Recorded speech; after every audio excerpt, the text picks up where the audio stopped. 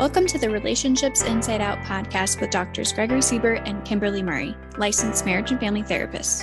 Join them on this journey as they explore the ins and outs of relationships. Well, welcome to Relationships Inside Out, where today we're going to talk about breakups and romantic relationships. Mm-hmm. This isn't specifically divorce, okay? Divorce is its own animal, although some of the stuff might apply. Divorce obviously has an entire different component to it. Yeah, very difficult. And we've all experienced breakups. They hurt physically, mentally. They're tough. They are. And that grief can last a very short period of time, or it can last months or even years for some people. Yeah. And there's some tips and stuff we'll talk about today that we can do for ourselves after the breakup to help move along and untether ourselves from that relationship, depending on the extent that our identity was a part of that. Because a lot of times when we break up, our mind goes to all the good memories. Oh, I'm going to miss this out and what it could have been.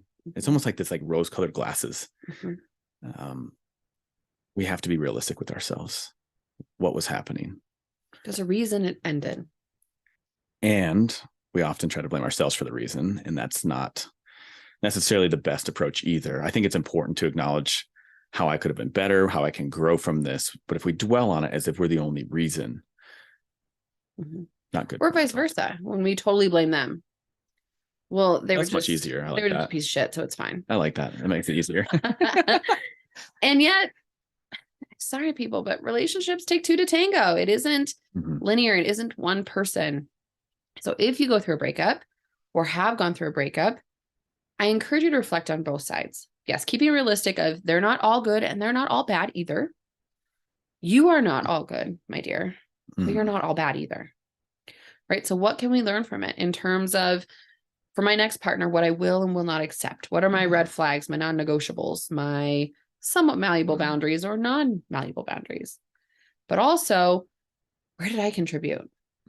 What was my conflict resolution style like? How did I communicate? Was I a good partner, or in what ways could I improve or work on myself? And also, what was going on with the relationship and my partner, and looking at that long term of like, would I have been happy with that? Ooh, great question. Trying to accept the red flags of the relationship and be like, I tried to express myself emotionally, and that was really met with defensiveness a lot, or that was met with just shutting down. Like I didn't get a sense that my partner was comfortable with emotions, and I don't know how long, if that would have been good long term. And just being honest with yourself about that stuff. Your partner is not the bee's knees, right? Like, so you got to be objective in kind of assessing what wouldn't have worked long term, and why it got to this point. Because we tend to often look back and be like, oh, it could have worked if I would have just changed this. Maybe if I said this, oh, do you think it was this? And there's a million reasons why relationships don't work. It's many of them unconscious, out of our awareness. It's really hard to focus on that and not necessarily the best approach. And I hear people say, but when it was good, it was good. That's true of any relationship or partnership. That's why you're together. So a slot machine, when I was winning, it was great. It was a fractional amount of time, but it was amazing. But I hear that a lot of, when it's good, it's good. But when it's bad, it's really bad. Yeah. That is true of any relationship. That is not a qualifying feature for, well, I should stay with them because there's at least a fraction of good here. No, we want partnerships in our lives that by and large serve our space, that it is a mutually beneficial relationship. If that has disappeared, not just for a day, but a good period of time, and we're unable to work through it, that's a good indicator that a breakup might have been needed. Like when you had reduced stress. Yeah. Even your, like the hormones increase, your sex hormones increase after like a breakup from a stressful relationship. It depends on who's doing the breaking up. Like if you've been broken up with. So true. Versus the one who's like, and they feel better. It's like no longer a burden. Because there's times we've been on that side too, all of us. And it's like, this doesn't feel right. Something's not right. I don't know what it is. Often it's like, I'm not attracted to this person. Maybe that's the case. Could be something else, more unconsciously. Family, it can be a lot of things. Yeah. It could be, what I think is an interesting aspect of relationship formation is we often find people who are similar to our family dynamics growing up. So if we found somebody that kind of mimics that pattern, or find someone that's opposite of that pattern and it's uncomfortable. Like I think about somebody who grew up in a chaotic household, and so they're used to conflict, and they get in a relationship where there's no conflict.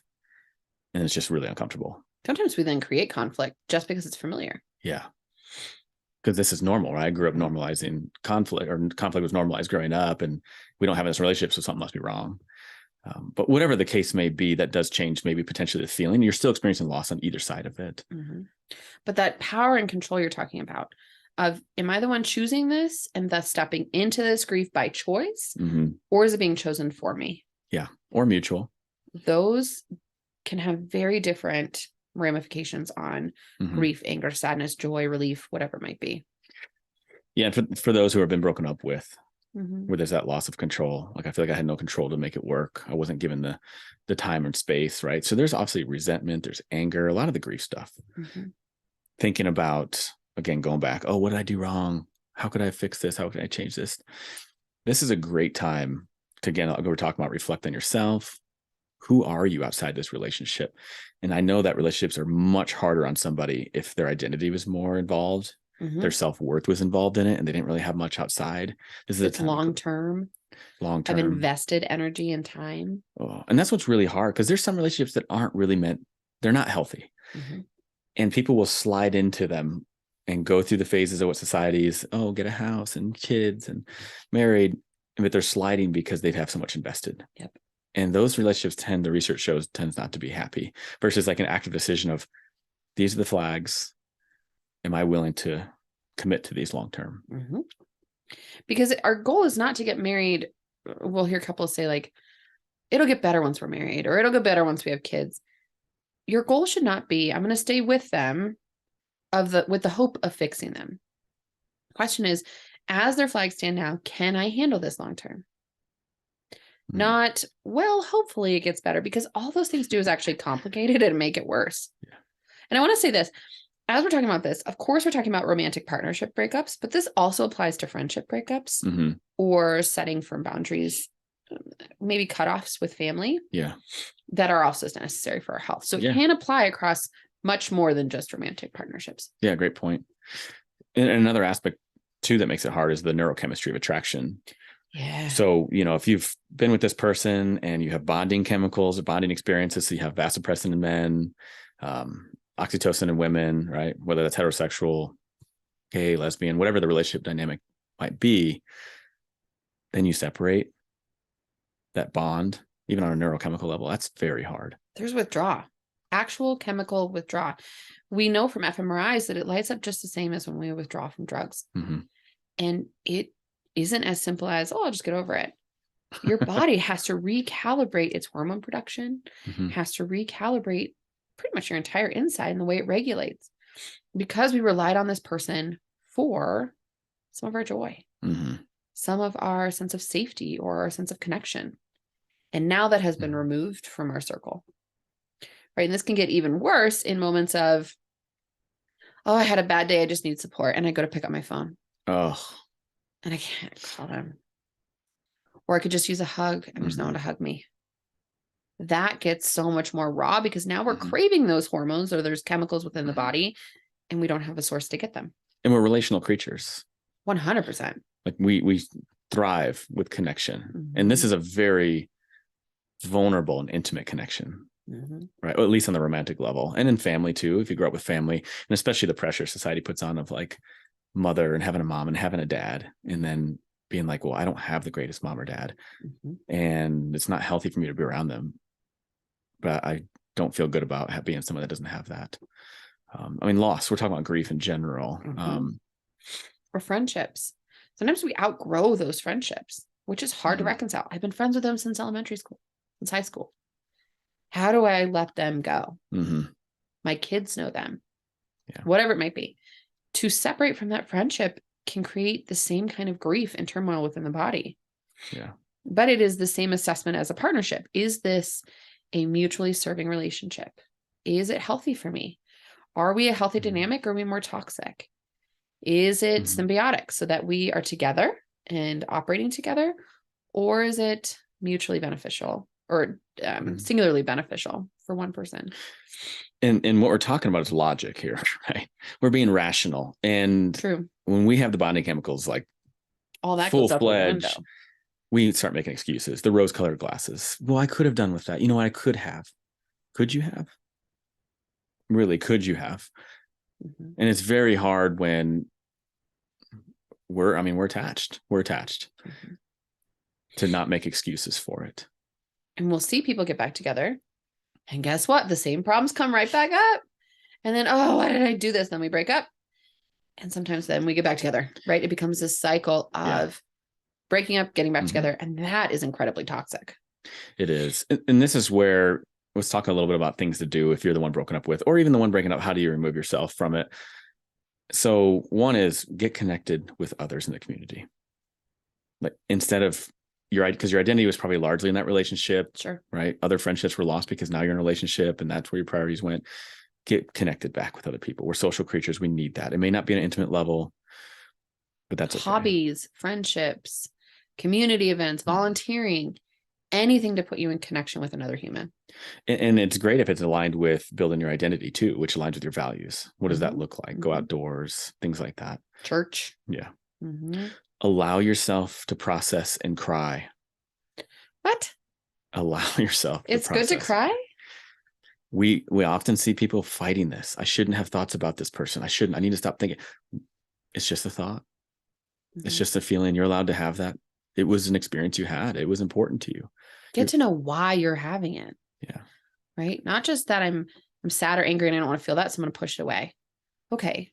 Flip it on its head and say, I'm feeling sad. What is this telling me? What am I going to learn?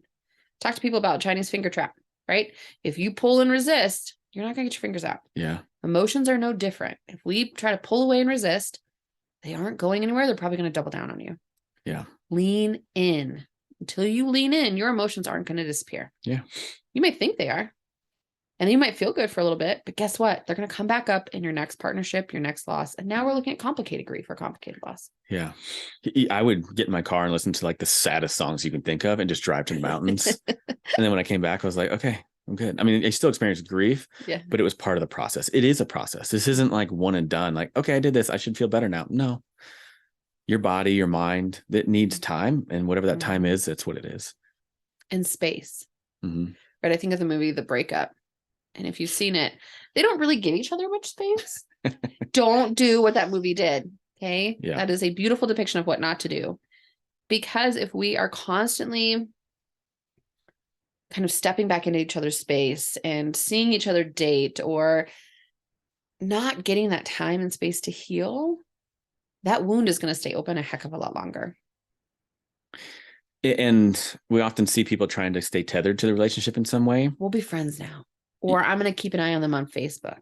It's not the healthiest. And actually to move on and maybe down the road that gets reconnected in terms of, but it is healthy to remove them off social media and any of the areas where you're trying to stay tethered or have some control over it or influence of trying to get back together. Because this is where that rose-colored glasses come back in and we think about why it could have worked. If I would have just changed something, I need to show them. I need to convince them that I'm changed. We have to remove this stuff.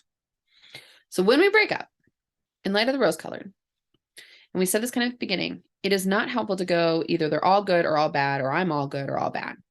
So as part of breakups, in case they weren't hard enough, I challenge you to explore where your responsibility was, because everyone has responsibility. That's how relationships work. That way we don't bring the same baggage into the next partnership, the next friendship. Do the work. So if your partner reflected to you that you're defensive, rather than getting defensive about being defensive, dig deep. Was I defensive? How did that show up for me? Where do I think that came from? Get to know that part. Or if my partner said I was lazy, or my partner said I was mean, okay, maybe there is a line of truth. It doesn't mean it's fully true, but get to know where their feedback came from. And maybe it's not true, and reflect on that. And because I can see in relationships over time that criticism can really bring us down and we blame ourselves. So I think in the context of what you're saying is very important, but in the context of that, it's also have self-compassion for yourself. It wasn't just you. And if you were that same person in another relationship, it might work perfectly. It might not be an issue. We don't know. And that's a big piece, right? Just because you're not a good fit for someone doesn't mean you're not a good fit for the next someone. Yeah. Everyone has different needs, perceptions, values, ways of interacting. Just because I don't work out with this person doesn't mean I'm doomed forever. Right. It means that I wasn't their best fit and they weren't my best fit. And we might convince ourselves that they were our soulmates. I don't understand what happened. We have a lot of excuses we make for ourselves, and just be honest with yourself. And part of the process and grieving process is you can take your own little self journey. You can go to therapy, journal, you can drive and listen to music, yoga, hike. Yeah. Things to hear yourself in thought. This is one thing that's really challenging is when we're going through grief, we want to distract ourselves, which serves a function, right? We can't be in pain all the time, but sometimes get quiet. Get to know what your body feels like, what your mind is saying to you. Get to know those parts rather than trying to dampen that voice or that sensation the entire time. Yeah. And the two things I really love is this is a time to go find your own identity. Yeah. Because it was in this relationship, however long, right? And then also, I lost my train of thought there. Oh, the red flags. Think about the red flags. Be honest with the red flags in a relationship. I just talked about this, but I want to reiterate it again because we need to be honest. You know what? They were not the nicest person. They weren't my cheerleader. They didn't support me in this. Matter of fact, they kept me from doing my hobbies because they wanted me around. Like I felt needed, but it wasn't healthy. Being really honest with the red flags and also finding your identity outside of that, of why you're more than that relationship or that loss. With the red flags, I'll have clients write out lists of not just for that person, but here are my red flags that I'm dating. I see them. It's kind of my time to go. Here are my non-negotiable boundaries, right? And here are things I don't love, but I can be malleable on. Then here are things that I expect or need. Yeah. Write it out, not just from the view of the ex-partner, but from me as a person. What do I need? My list is going to be different from your list. Is different than probably even my husband's list. Right. And that is okay. But being aware of those before we even jump back into dating, because I don't think jumping right back in is the best call. Be aware of them. Wait, rebounds? You don't like rebounds? My mom was notorious. Or anytime we had a pet die, she'd go buy another one like the same day or the next day. No time for grieving. And my dad is the opposite. Like he wants months of space, which I'm more in his camp. But she's that person where she would lose something, fill the void. And it doesn't allow you to cope, to grieve, to learn. So before you go out there, because say your perfect partner enters your space and you haven't done your work, you may screw it up before you even get a chance to be in a long-term partnership with them. Yeah.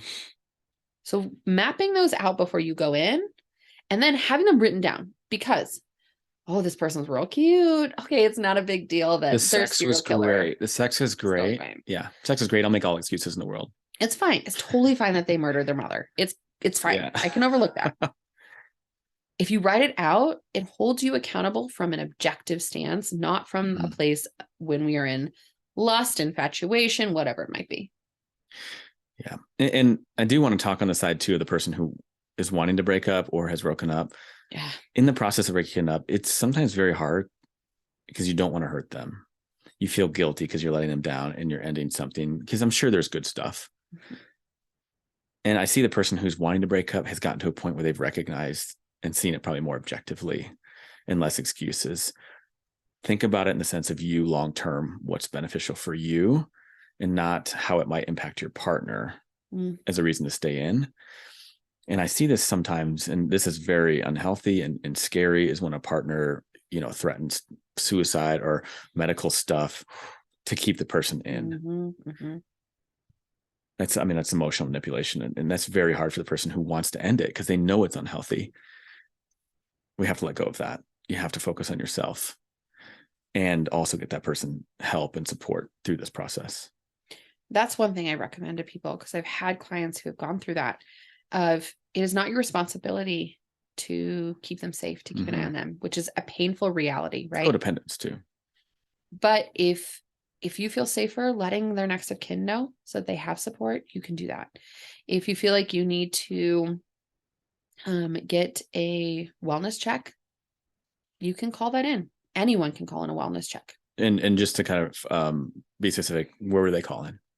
You can call 911 or non-emergency. And then they send over typically either a mental health professional, an EMT, paramedic, or even a police officer, just to double check that they are safe and okay. Yeah. And if they're not, then those medical professionals take over care. Yeah. but you are allowed to essentially pass that baton of responsibility upon the breakup, which is really hard because we don't want anyone hurting themselves, obviously. Mm-hmm. And that, unfortunately, is one way in which people keep their partners engaged in the relationship, by way of that manipulation. Unhealthy. Or the dependency, right? It's not manipulation in terms of, it can be, but not always in terms of like the gross kind of manipulation we think of where it's intentional, but that codependency. Yeah. Like, I need you. I won't survive without you. Like, I'll probably die without you. And just this language. And we see that. And I have empathy for the person going through that. 100%. They're very scared of what it's like without this person, because of the codependency. And maybe they had this where they just went from a family with codependency into a relationship with codependency. But this is where that growth comes in. And then the person who is wanting to end the relationship, it is just like you said. I love that. It's okay to pass the baton of responsibility on, despite how much they're trying to put that on you. Mm-hmm.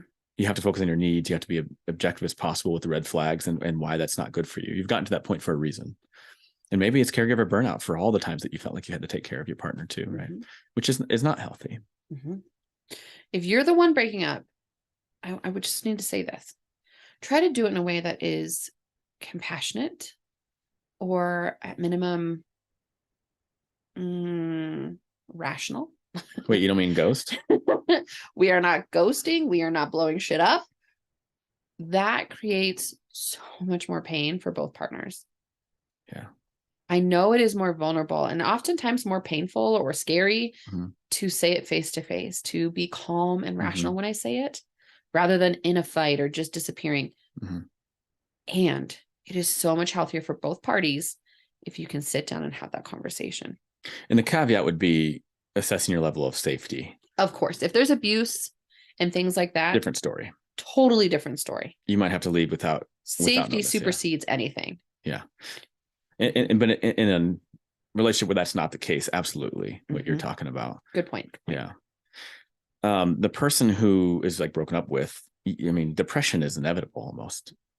So anxiety. You can go to a therapist. You can go to just to process the loss, have someone to talk to, whether it's a therapist, whether it's a friend who's willing to listen, somebody. And we talked about processing earlier, and I'm thinking about the external processor like myself. I can't just process it internally myself. I need to talk. And obviously my friends hate me for that. So, but finding somebody that will listen, that won't try to solve it for you, that just, that sucks, and even a friend who's going to be honest with you and be like, that part was not healthy. I don't like how they did that for you. And ideally it's not a friend that is mutual or a family member that is mutual. We don't want to pin. Don't go to their mother, people.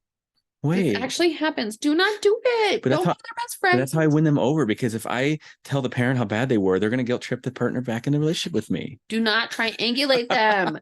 I'll have I think I've even done it back in high school, of like sending in another friend to go talk to the ex-partner to make things all right. Do not triangulate another person. Yeah.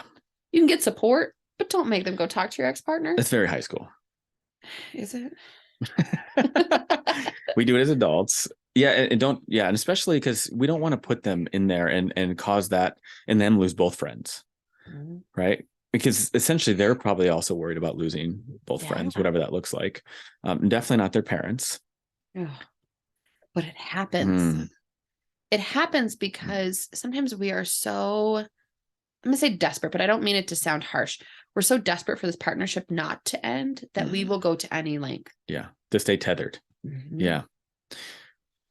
And here's the other piece. If someone breaks up with you or you break up with them, honor their boundaries. They say, I need space. Don't send them 500 text messages. Don't keep pursuing them. All you're doing is pushing them further away. And you're wounding yourself. Yes, it is painful to sit in the quiet, to not have that partner to call. And if we are violating their boundaries on repeat, we are now escalating an already probably toxic space. And it doesn't serve anybody. Yeah. Honor their boundaries. Don't stalk them on Facebook. Don't call them 500 times. Don't call their mother.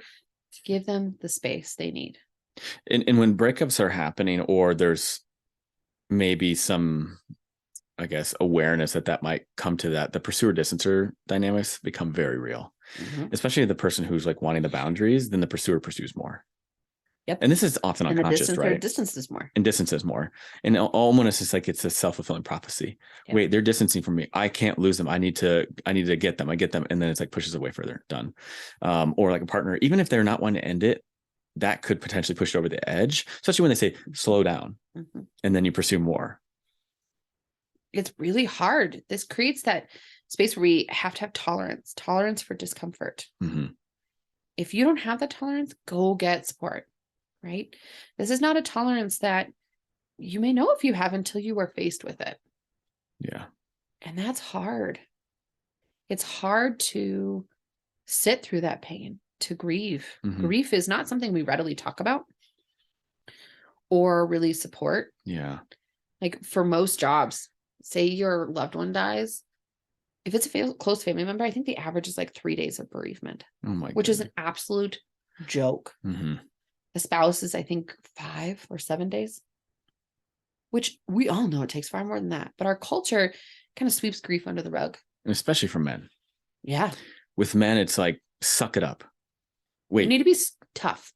Aren't you the strong one? Why are you crying? Please don't cry. Suck it up. Just go find another partner, whatever that is. And it's like, it's very toxic and there's not space for it. And there's a lot of men who don't know how to grieve because of this, or they're afraid to grieve and get the support because of the stigma of grief in male culture in the United States.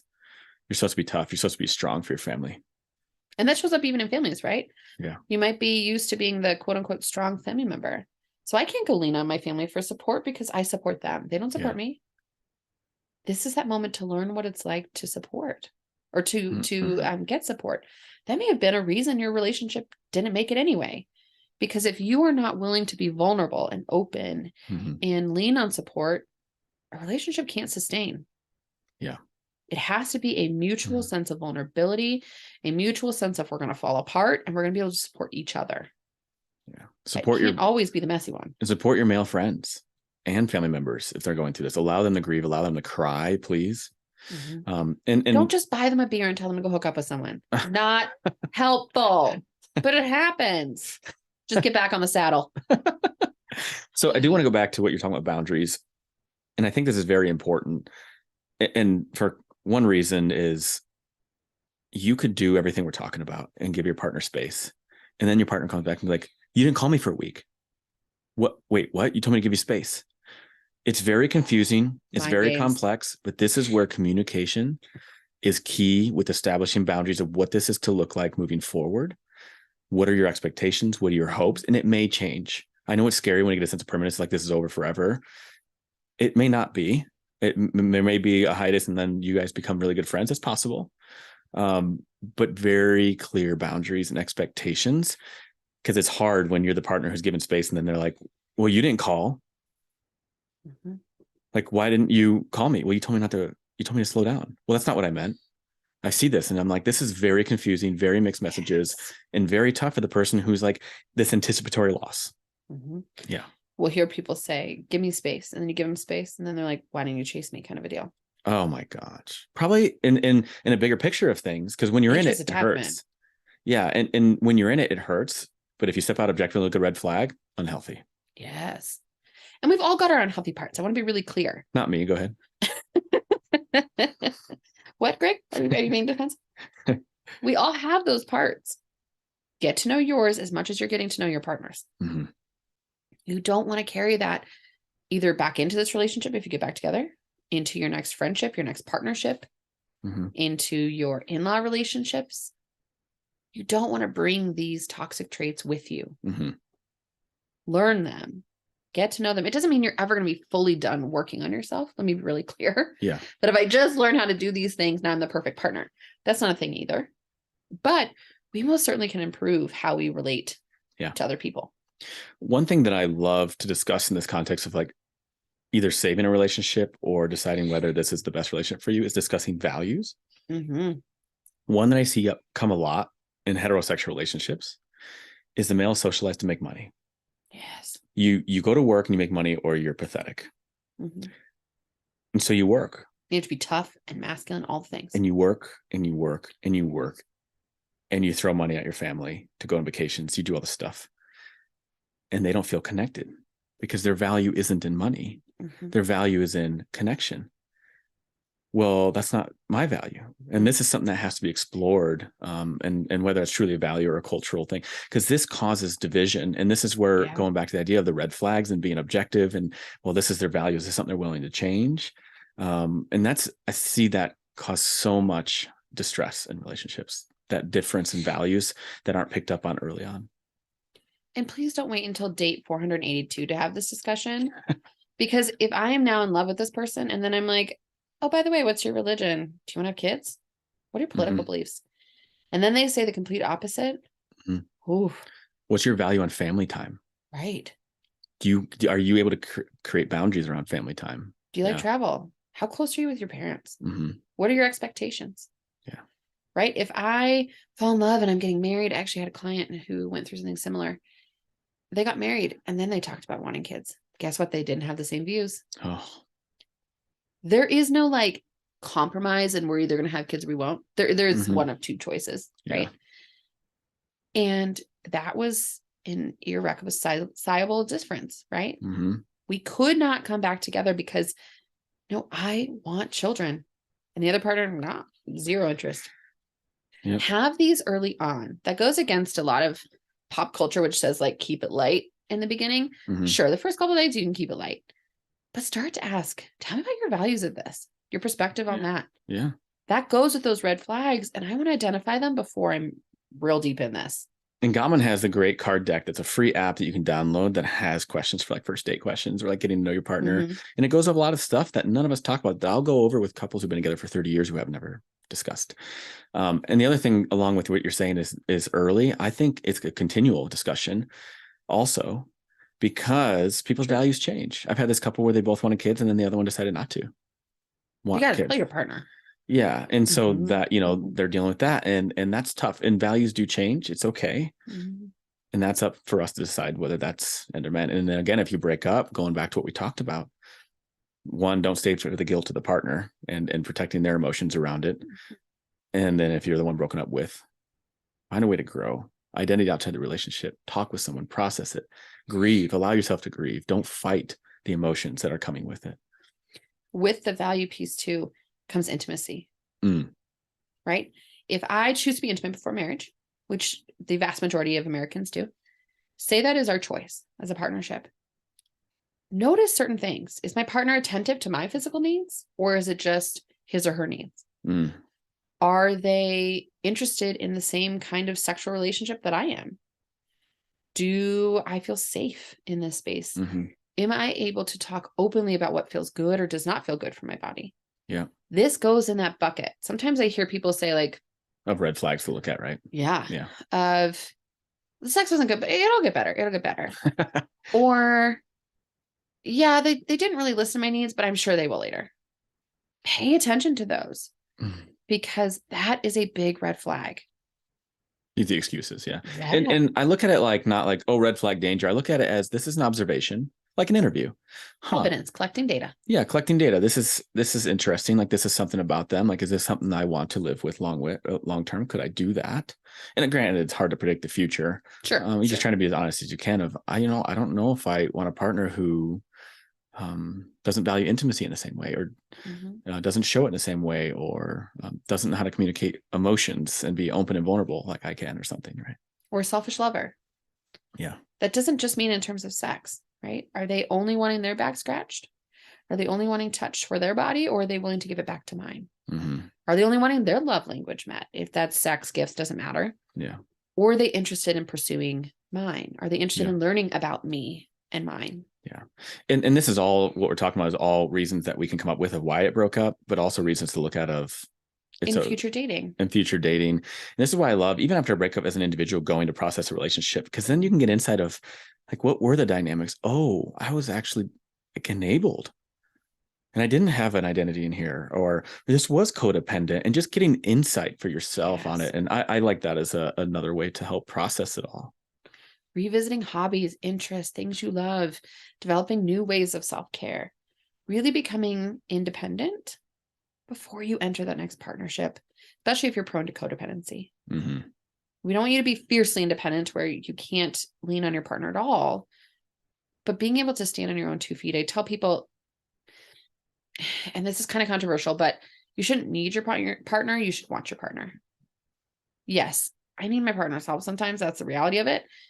And could I exist without my husband? Yes. Don't tell him that. I hope he's not listening.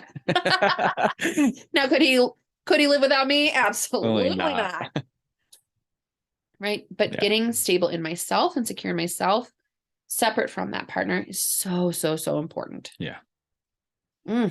Breakups. This has been Relationships Inside Out. We're breaking up right now. We're breaking up. We're breaking up with you. This episode. Greg, I'm breaking up with you. Where we talk about breakups. Again, this isn't just romantic partnerships, but friendships, families, wherever we need to sever a relationship, even work. We didn't even talk about that piece, but even work of, this isn't healthy for me anymore. This isn't serving me. Yeah. As always, if anyone has any questions, concerns, topic suggestions, feel free to email us at relationshipsinsideout@gmail.com. Thanks.